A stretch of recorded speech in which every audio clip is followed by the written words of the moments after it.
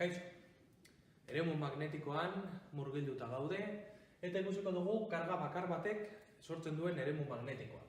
Baldin badaukagu karga bat mugimenduan espazioaren puntu batean sortzen duen eremua aztertuko dugu. Orduan, karga mugimenduan dago eta R posizio vektoreak esaten digu non dagoen urrutiko puntu hori eta hor sortzen den eremua aztertuko dugu. Eremua ikusi dugu indarra, interakzioa izanik, badela karga, bider-abiadura, bider eremu hori.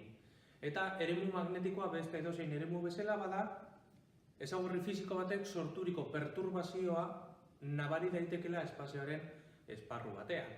Hortaz, sortzen duenak eduki behar ditu ezaugarri berdinak. Orduan, karga batek sorturiko eremua izango da ingurunearen araberakoa, hau da iragazkortasun magnetikoa,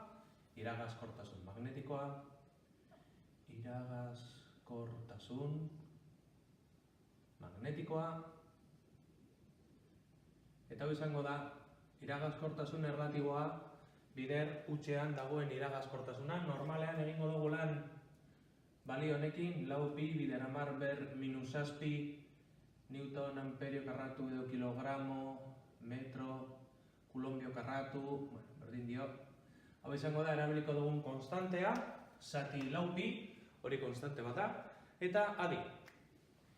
Karga mugimenduan, espazioaren puntu batean eta distantzia batera. Eremu guztiek bezala, hemen badaukagu distantziaren karratua, beheko partean eta gero, interakzioa nabarituko duten horien arteko erlazioa. Gravitatearen kasuan, bi masen arteko erlazioa zen interakzioa, hortaz, masa bakar batek sortzen zuen eremua, eremu elektrostatikoan karga bakar batek, eta honetan izango da, mugimenduan dagoen karga bat. Orduan, eremua izango da, mu zati lau pi, karga bider berabiadura, bider posizio vektorearen unitarioa, zati distantzia karratura. Karga bakar batek sortzen du hau. Ikusiko dugu orain, karga askok zer sortzen duten. Eta karga asko non neukiko dugu, ari batean.